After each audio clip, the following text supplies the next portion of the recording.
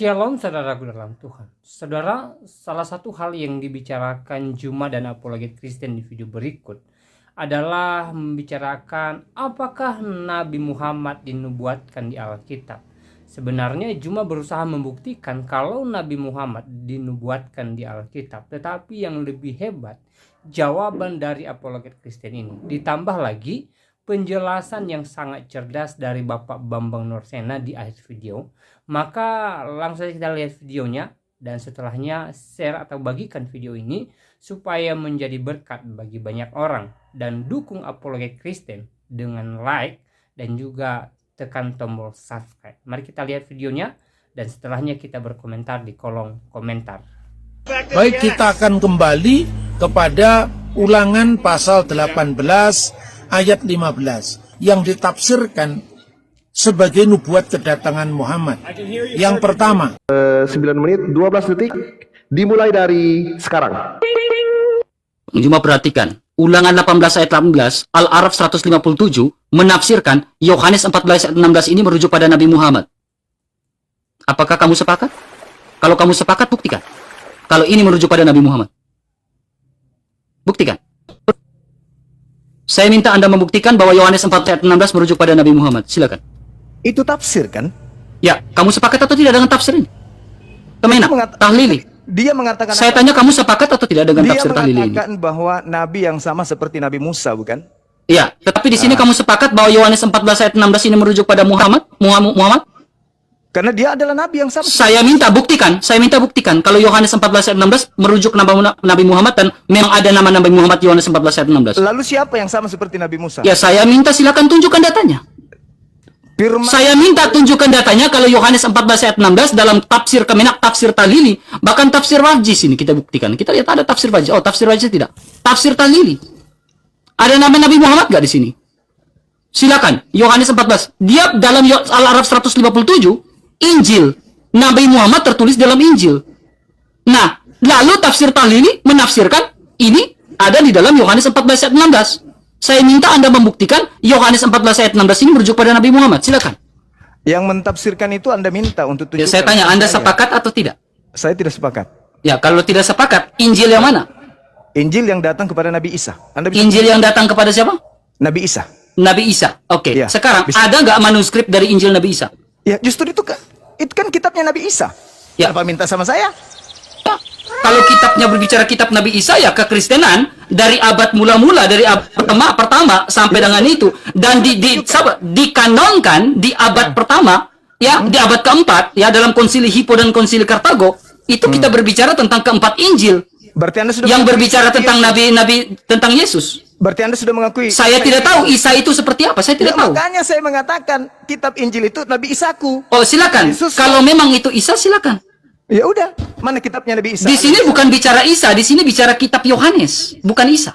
Apa hubungannya? Anda harus perhatikan. Enggak, Anda harus perhatikan. Di sini bicara tentang bukan tanya orang lain. Saya minta Anda sepakat atau tidak. Menafsirkan. Bukan Oke. saya yang menafsirkan itu. Kalau Anda menafsirkan di dalam Al-Araf 157 ini, saya hanya minta Injil yang mana, Taurat yang mana. Taurat ditulis oleh siapa? Saya tanya, Taurat ditulis oleh siapa? Ini sudah berapa kali diulang pertanyaan ini? Enggak. Aku bilang Bukan Nabi itu. Musa alaihissalam. Taurat ditulis oleh siapa? Mana kitabnya Nabi Musa itu? Ada. Saya tanya, Taurat ditulis oleh siapa? Nabi Musa kan? Alaihissalam. Oke, sekarang dalam kitab Taurat Nabi Musa, dari tadi kan kita membuka di dalam Talmud dan lain-lain, dan Bang Juma juga lihat. Dari mana Anda tahu kalau Ya, kitab sekarang Anda tuh kan, coba saya minta Anda tunjukkan, di dalam Anda tunjukkan dalam Sefaria, Anda tahu? Anda tunjukkan dalam Sefaria, ya, saya minta dengan hormat, Anda tunjukkan dalam Sefaria bahwa memang Nabi Muhammad tertulis dalam keimanan orang Yahudi. Di mana Anda tahu Silakan. Kan dari tadi kita membuka, Bang Juma mengutip. Saya sudah Bang Juma banyak dari tadi mengutip kitab Taurat. Dari fase pertama dan fase kedua. Kan, nih kitabnya nih. Sebentar tunjukkan saya ini. potong sebentar untuk kedua debator. Tidak ada pelanggaran apapun, tetapi dengan hormat saya meminta maaf, Bang RK bisa diturunin di soundcardnya, itu volumenya turunin 1 bar atau 2 bar supaya balance suaranya bisa didengarkan semuanya. Coba dites audio dulu Bang RK. Kalau tes mic 1 2 pas. Nah, ini baru aman. Supaya dari segi TikTok pun lagi nggak nganggap kita lagi berantem gitu. TikTok tuh Oke. kadang-kadang begitu. Kalau kita baik-baik aja, tapi kalau nadanya terlalu besar di sound nanti dianggap seperti itu. Ya, oke. Kalau udah balance suaranya, silakan kalian berdua dilanjutkan. Mohon maaf saya telah memotong untuk debater Muslim. Dilanjutkan untuk kalian berdua bersama debater Kristen. Silakan. Ini Bang Juma, dikatakan nih. Coba, Dalam Bang Al-Quran Juma tadi saya- mengatakan bahwa Taurat Nah. itu tidak penting. Kenapa? Makanya saya balik memberikan sebuah counter. Counter saya di mana? Al-Maidah 45. Ya, dalam Al-Maidah 45 di sini mengutip Taurat. Bahkan Baik. Al-Quran sendiri mengatakan mengutip Taurat loh. Anda kan minta Anda mengutip minta Taurat nama loh di Nabi sini. Muhammad yang tertulis di dalam Taurat. Saya minta Tauratnya mana? Oke, Mana silakan Tauratnya? Anda tunjukkan Taurat yang mana. Lah, Justru saya minta Taurat yang mana yang dimaksudkan di sini. Taurat yang datang kepada Nabi Musa itu mana? Oke, silakan tunjukkan Taurat yang mana yang datang kepada Nabi Musa yang Kenapa menuliskan jadi nama Nabi saya? Muhammad. Itu kitabnya Nabi Lah, Musa dan bukan kaumnya. begitu. Ini Saya aturan bukan loh. kaumnya Nabi Aturan Musa. bukan Al-Quran seperti saya itu. mengatakan begini. Ya ahlal kitab qad ja'akum rasuluna yubayyinu lakum Kamu bisa katsiran jawab atau mimma tidak? kuntum tukhfuna minal kitab. Taurat yang mana yang dituliskan Nabi Musa yang menuliskan nama Nabi Muhammad? Yang datang kepada Nabi Musa. Oke, mana kitab yang datang kepada Nabi Dia Musa? tanya kepada Nabi Musa. Loh, kok tanya gak bisa seperti ini? Sudah melanggar aturan sekarang- ini. sek- Saya mengikuti melanggar aturan dari host. Saya Kan di bertanya dalam harusnya Taurat. Anda Kan di menjawab. dalam Taurat. Sekarang kamu buktikan. Saya bahwa bertanya harusnya Anda menjawab di sini. Ya, saya Kok sudah Anda jawab. malah Anda Kenapa? mengatakan, "Oh, mana Kitabnya tahu dari saya." siapa? Itu Ya tertulis kan? di Mana tahu saya. Nah, ini Itu berarti tertulis Anda di tidak mana? menjawab. Kalau Itu tertulis Tauratnya di mana? Nabi Musa yang menuliskan nama Nabi Muhammad, Tertulis silakan Anda di dalam tunjukkan. Kitabnya Nabi Musa. Iya, Sekarang mana kitabnya Nabi Musa yang menuliskan nama Nabi Muhammad? Kitabnya Nabi Musa itu datang kepada siapa? Silakan. Kepada Bani Israel. Kenapa saya Bani Israel? Ya. Ya, kamu bukan Saya Bani Israel. Ya, Kamu kenapa bukan Bani jadi Israel. Saya. Yang saya tanyakan, kalau memang itu bukan Bani Israel, kenapa menuliskan nama Nabi Muhammad Musa seperti yang tertulis dalam Al-Araf 157? Lah, karena itu bercerita tentang kitabnya Nabi Musa. Tetapi tidak bercerita tentang Muhammad gak? Mana kitabnya Nabi Musa? Bercerita. Saya tanya, bercerita tentang Nabi Muhammad gak? Lah, karena Al-Quran saya. Oke, mana cerita tentang Muhammad dalam kitabnya Nabi Musa? Mana Itu. kitabnya? Mana kitabnya? Biar saya Mana tunjukkan. kitab yang menceritakan Nabi Muhammad tentang Nabi Musa? Mana coba? Justru saya yang minta. Mana kitab Justru itu? saya bertanya, harusnya Anda menjawab di sini. Saya sudah menjawab. Nama Nabi Muhammad. Saya minta dituliskan- pembuktian aja, saya nggak minta yang lain. Saya hanya minta pembuktian. Saya juga Kitab minta Taurat bukti. Musa yang menuliskan nama Nabi Muhammad. Nah, sekarang mana kitabnya? Ya saya tidak tahu itu Taurat yang dimaksudkan Terus kenapa Al-Araf Anda 157 mencari? kitab yang mana? Al-Quran Taurat yang saya mana? mengatakan. Jadi menurut Anda Taurat yang Ya mana? ahlal kitab qad ja'akum rasuluna yubayyinu lakum katsiran mimma kuntum tukhfuna minal kitab. Al-Quran saya sudah mengatakan itu kok. Ya, Bahwa Taurat di- ditulis oleh Nabi Musa di abad ke-7 atau abad ke-berapa? 14 sebelum Masehi. 14 sebelum Masehi. Diperkirakan. Coba tunjukkan Ya, Taurat. betul. Jadi yang dimasukkan dalam Araf 157 itu apa? Taurat Nabi Musa itu Oke, datang Taurat. kepada Nabi Oke, makanya Musa. saya tanya, Taurat Nabi Musa yang tertulis dalam Al-Araf 157 yang menuliskan nama Nabi Muhammad, buktikan ada nama Nabi Muhammad di dalam Al-Araf 157. Kalau ada kitabnya saya akan buktikan. Mana kitabnya? Silakan, tunjukkan. Mana Oh, saya kitabnya? tanya. Ya, saya tanya Anda yang buktikan dong. Loh, Anda kan Masa punya saya kitab yang tuh. buktikan? Ini kan sudah melanggar aturan Ini sebenarnya. menceritakan tentang Saya bertanya, Nabi Anda yang Muhammad. menjawab. Kok Anda balik bilang saya yang harus tunjukkan datanya? Nabi Kan saya itu bertanya kepada mendapatkan Anda. Wahyunya bahwa namanya tertulis di dalam Taurat dan Injil. Oke, Taurat sekarang Nabi Musa kan? Anda mengatakan tidak ada. Taurat Nabi Musa kan? Tidak ada loh namanya. Taurat Nabi Musa. Saya tanya, itu Taurat Nabi Musa Tidak kan? ada loh namanya Nabi Muhammad di dalam Anda Taurat. sepakat itu Taurat Anda Nabi tahu Musa? dari mana? Anda tahu Ketika dari Anda mana? sepakat dengan Taurat Nabi Musa tadi, Anda bilang Anda Anda sepakat. tahu Coba dari Anda mana? tunjukkan Taurat Nabi Musa yang menuliskan nama Nabi Muhammad. Anda tahu dari mana kalau tidak tertulis? Ya? Anda tahu dari mana kalau tidak? Makanya Anda buktikan kalau memang tertulis. Ya, mana kitabnya? Ya, saya tanya, mana kitabnya yang dimaksudkan dalam Al-Araf 157? Ini Al-Quran saya sudah mengatakan. Anda harus menunjukkan mana kitabnya, berarti kitab yang itu. Sekarang itu apa? Alkitab kedejaakum rasul. Nah, itu ditulis oleh Nabi Musa atau siapa? Nabiku menjelaskan. Itu di dalam bahwa- Al-Quran atau di dalam Taurat Nabi Musa? Dengar, Nabi. Saya tanya, sabar. Itu ditulis oleh Nabi Musa atau ditulis oleh Al-Quran? Al-Quran. Oke, itu Al-Quran kan, berarti bukan Nabi Musa kan? Yang saya tanyakan Taurat yang menuliskan nama Nabi Musa, Nabi Muhammad. Taurat Bukan itu Al-Quran. datang Saya kepada nggak siapa? tanya tentang Al-Quran. Saya Taurat tanya datang- nama Nabi Muhammad yang tertulis dalam Taurat. Itu maksud saya. Taurat ini Tauratnya siapa? Tauratnya Taurat siapa? yang mana? Yang mana? Yang disebutkan Al-Quran. Ya, saya Tauratnya tidak tahu. Nabi? Saya tanyakan. Tauratnya Nabi Musa. Oke, mana Tauratnya Nabi Musa yang menuliskan Muhammad? Ada nggak? Saya jawab. Tauratnya Oke, Nabi silakan. Musa itu datang kepada ahli kitab. Ahli kitab menyembunyikan. Kalau tidak disembunyikan, mana? Tunjukkan. Di mana buktinya ahli kitab menyembunyikan? Kalau tidak ada. Saya minta di mana ahli kitab menyembunyikan? Kalau tidak disembunyikan berarti ada. Mana? Tunjukkan. Baik, Ada nggak? tidak ada pelanggaran. Bersabar sebentar, tarik napas. Jadi begini, suaranya tidak seimbang. Bang Zuma kalau sudah maksimal suaranya berarti Bang RK itu di soundcardnya kan ada untuk volumenya, minta tolong diturunin dikit. Baik, kita akan kembali kepada Ulangan pasal 18 ayat 15 yang ditafsirkan sebagai nubuat kedatangan Muhammad. Yang pertama, itu dikatakan seorang nabi di antara saudara kamu. Lalu ditafsirkan, bukankah Musa itu dari bangsa Israel yang adalah keturunan dari Ishak dan itu melahirkan Bani Israel? Bersaudara dengan siapa Ishak itu? Bersaudara dengan Ismail yang menurunkan bangsa Arab yang akhirnya melahirkan Muhammad. Maka Nabi seperti Musa itu tentu adalah Muhammad. Lalu ditambah lagi dengan fakta seperti aku itu dipahami dalam makna keseharian. Muhammad punya bapak ibu, Yesus punya ibu tapi lahir dari Roh Kudus, tidak cocok. Muhammad memiliki anak istri, Yesus tidak punya anak istri, maka tidak cocok. Akhirnya disimpulkan bahwa nubuat itu untuk Nabi Muhammad. Tetapi ini salah total. Mengapa? Pertama, yang disebut dengan saudara di sini tidak saudara dalam konteks saudaranya Ishak, tapi saudaranya Israel yaitu Yakub. Dan yang disebut dengan Israel itu bukan Ishak tetapi Yakub.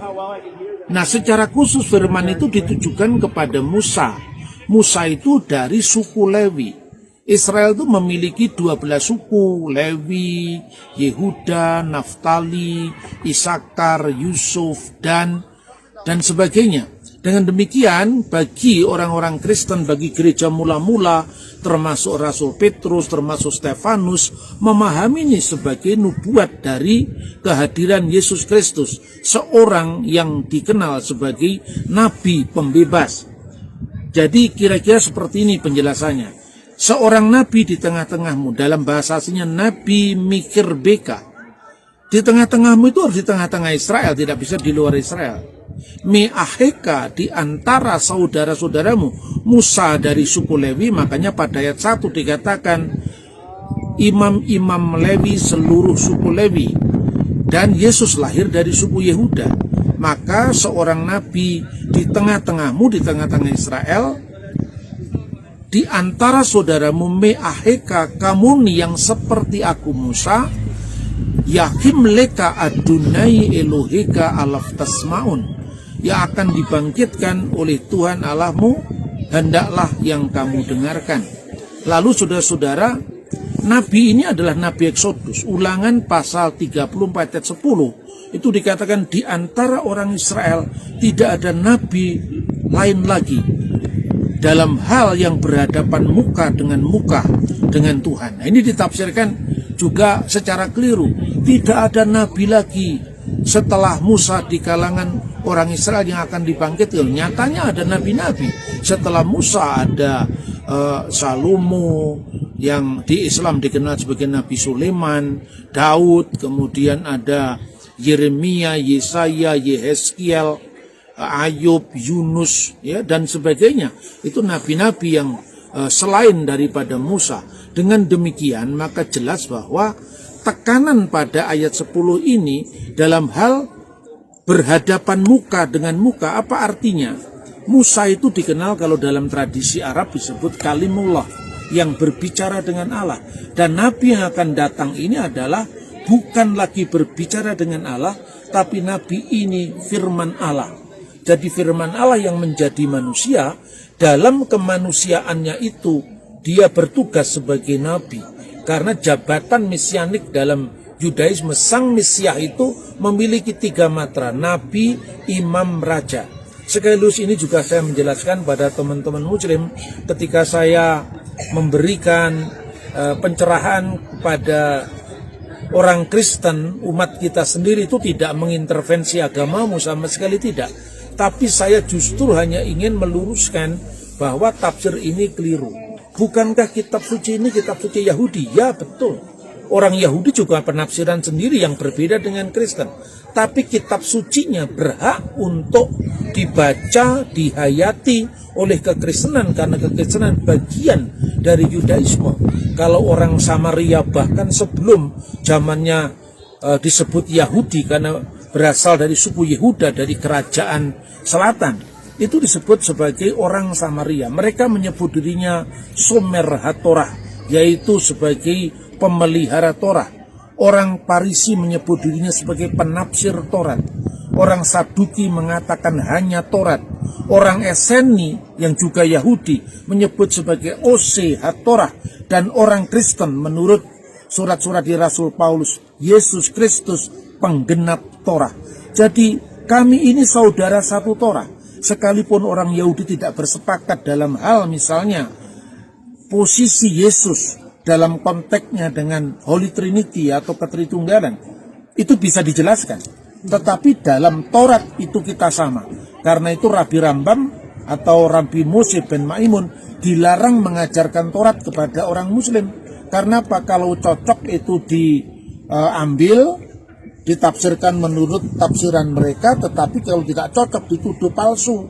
Lalu mereka mengatakan Taurat itu tidak diilhamkan oleh Tuhan dari surga. Nah ini saudara-saudara. Kemudian yang kedua yang harus kita tegaskan, di kalangan Kristen sendiri yang tidak paham, puncak dari kedudukan Yesus itu adalah dia anak Allah, dia Tuhan, dia adalah firman Allah yang adalah Allah sendiri, itu betul. Tapi dengan demikian tidak berarti menyangkal kenabiannya, tidak dengan demikian menyangkal kerasulannya. Meskipun kerasulan dan kenabian itu dipahami berbeda dengan Islam. Sebab kalau Yesus bukan nabi, maka Yesus tidak bisa menggenapi nubuat dalam kitab Ulangan pasal 18 ayat 15 sampai dengan 20. Kalau Yesus tidak disebut rasul di dalam Ibrani pasal 3 ayat 1, maka Yesus tidak bisa memenuhi posisinya dia sebagai imam besar perjanjian baru yang tugasnya sebagai saliyah, yaitu sebagai rasul. Hasaliyah, sang rasul. Karena dia sang rasul, maka dia dibantu oleh rasul-rasul, salihim, kata jamak ya, dari kata saliyah. Jadi seperti Perdana Menteri dibantu oleh menteri-menterinya. Dan tidak usah harus mempersoalkan rasul kok mengutus rasul seperti presiden mengutus presiden. Tidak seperti itu konteksnya. Jadi Yesus sang rasul, hasaliyah, mengutus 12 rasul. Karena apa? Karena gereja adalah Israel baru, maka jumlahnya suku Israel 12, maka secara simbolik muridnya Yesus juga 12. Lalu setelah Injil diberitakan pada 12 rasul dengan prioritas Israel, maka juga diberitakan kepada 70 bangsa-bangsa. Sebagaimana Musa dibantu oleh 70 tua-tua Israel. Ini pun juga bukan kebetulan. Karena itu dengan demikian, apa yang dikatakan dalam perjanjian baru itu bukan sekedar rekayasa kekristenan. Tetapi kami meyakini itu sebagai penggenapan dari Taurat dan para nabi. Yang terakhir adalah mengenai yang seperti aku. Ini posisinya adalah Nabi Exodus. Kalau Musa itu membebaskan Bani Israel dari penindasan di tanah Mesir, maka Yesus membebaskan seluruh Bani Adam, putra manusia, anak-anak manusia dari penindasan dosa-dosa. Simbolnya pun disebut Pesah. Kalau orang Yahudi mengenal Haggadah Pesach, tadi salah satu liturginya saya baca memecah-mecahkan roti, inilah roti sengsara. Tapi bagi iman Kristen penggenapannya bukan lagi Paskah nasional, pembebasan nasional, tapi pembebasan global seluruh umat manusia dari dosa-dosa karena penebusan dari Kristus yang adalah sang penyelamat itu. Tapi Pesahnya tetap, kalau dahulu umat Israel diselamatkan dari anak-anak sulung mati, di mana di pintu gerbang yang ada tanda darah anak domba, maka Tuhan berfirman, "Wiraiti et hadam ufessahti alaihem." Dan apabila aku melihat tanda darah itu, aku lewat atas mereka. Tanda darah itu artinya penebusan. Dan ketika dilewati oleh kematian, karena tanda darah itu, penebusan itu melewatkan setiap orang yang percaya kepadanya, tidak binasa, melainkan memperoleh hidup yang kekal. Jadi marilah kita sentosa dengan pilihan iman kita masing-masing. Antar agama tidak perlu mengintervensi yang lain. Marilah kita sejahtera, kita sentosa dengan pilihan kita masing-masing. Kalau Kristen menginginkan Injil diberitakan kepada orang lain, silakan beritakan secara santun. Kalau Islam mau diberitakan kepada orang lain, silakan bicarakan, silakan percakapkan, silakan diskusikan, silakan kabarkan secara santun tanpa melakukan intervensi terhadap agama lain, menuduh kitab sucinya orang lain palsu, dan sebagainya dan sebagainya. Akhirnya dari Colorado, Amerika Serikat, saya mengucapkan salam damai bagi setiap orang yang mencari Tuhan dan ingin menemukan kebenaran dalam Dia. Tuhan memberkati kita. Shalom. Kita boleh simak apa yang dibicarakan oleh apologet Kristen dengan Juma di video awal. Mereka membahas apakah Nabi Muhammad dinubuatkan di dalam Alkitab atau tidak. Nah, saudara dalam Tuhan, ya, Juma berusaha membuktikan bahwa nabinya dinubuatkan di Alkitab dengan berbagai dalil yang dia sampaikan, ya, tafsiran-tafsiran yang dia sampaikan. Tapi luar biasanya dia dijawab dan dibantah oleh apologet Kristen yang sangat cerdas, yang pada akhirnya membuat Juma tidak berkutik, bahkan mengakui kekalahannya dalam perdebatan. Nah, saudaraku dalam Tuhan, ya, Bapak Bambang Nursena juga menjelaskan bahwa di dalam Alkitab tidak ada nubuat tentang Nabi Muhammad.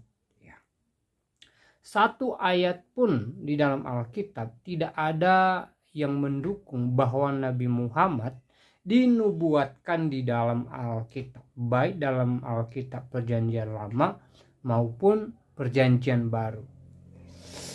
Jadi ketika Juma membuktikan bahwa nabinya ada di dalam Alkitab atau dinubuatkan dalam Alkitab, sebenarnya itu bukan merupakan kebenaran, ya, terutama bukan merupakan kebenaran Alkitab. Bahkan sejarah tidak membuktikan bahwa itu merupakan kebenaran, ya, karena satu ayat pun Alkitab tidak ada yang mendukung konsep itu. Tidak ada yang mengatakan bahwa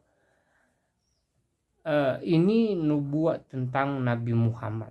Ya, kalau kita memperhatikan Alkitab dari Kejadian sampai Wahyu, maka kita tidak menemukan nubuat tentang Nabi Muhammad. Yang ada nubuat tentang Yesus Kristus.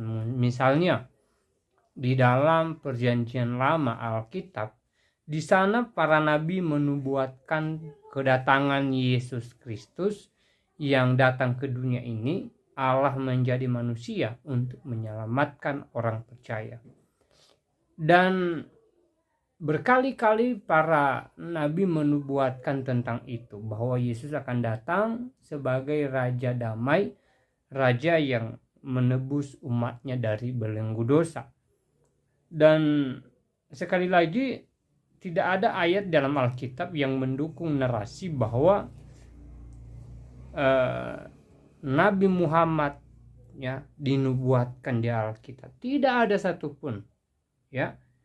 Jadi sekali lagi, kalau Juma mengatakan nabinya ada di Alkitab, sebenarnya itu kesalahan berpikir dan bisa dikatakan hanya asumsi, ya.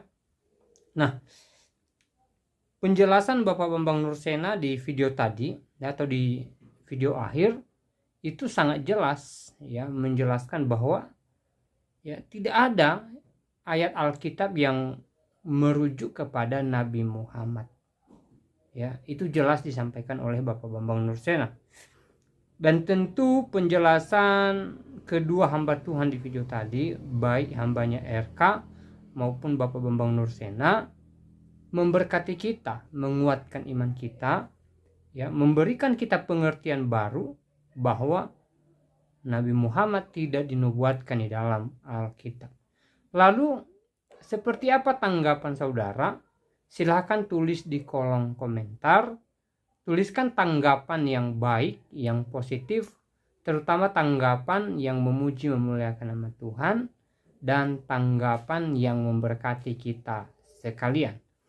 Dan jangan lupa tekan tombol like, tekan tombol subscribe, dan share video ini atau bagikan video ini supaya menjadi berkat bagi banyak orang, supaya semakin banyak orang di luar sana mengerti kebenaran ini, dan semakin banyak orang yang percaya bahwa yang dinubuatkan di dalam Alkitab Perjanjian Lama adalah Yesus Kristus, dan Yesus Kristus menggenapinya dalam Perjanjian Baru. Dan harapan kita melalui video ini, banyak yang percaya kepada Tuhan Yesus sebagai Tuhan dan Juru Selamat dalam kehidupan mereka. Nah, saudaraku dalam Tuhan, apa tanggapan saudara tentang video tadi? Silahkan tulis di kolom komentar. Tuliskan tanggapan yang baik, yang positif, terutama tanggapan yang memuji memuliakan nama Tuhan dan yang memberkati kita sekalian.